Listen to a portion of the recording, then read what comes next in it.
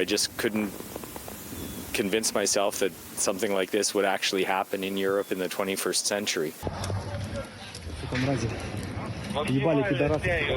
An unimaginable crisis worsens daily. Just today, Ukrainian officials saying Russia bombed a children's hospital in Mariupol, just one of the many attacks resulting in countless civilian deaths. There was no reason for this war whatsoever. Winnipegger Keith Swinton worked in the Ukrainian capital Kyiv twice, the first from 1993 to 96 and then again from 2004 to 2010. He has distant relatives living in the western part of the country and has many close friends currently fighting for Ukraine. Babies that I knew when I first lived in Ukraine are now soldiers and fighting on the front lines in active combat.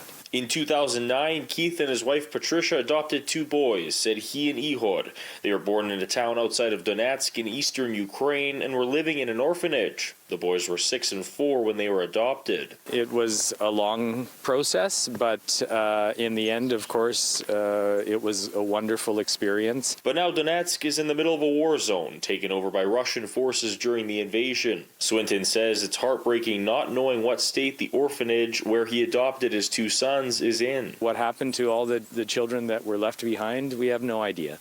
I'm saddened that at this point my sons cannot go back and visit the orphanage, cannot go back and visit their native village because it's occupied territory. And so that sort of connection to their own personal history is lost at this point. Swinton says he is thankful to have adopted said he and Ihor when he did, but alludes to the fact that many other children may not have been so lucky. The perspectives of a lot of the children in care were very bleak. You know, they would age out of the system at 16 with no assistance, never having handled money, never having had gone to a store.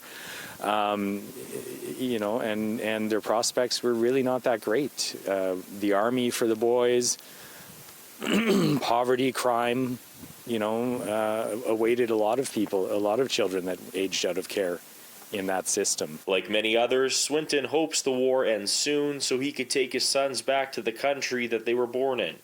In Winnipeg, Karpa City News.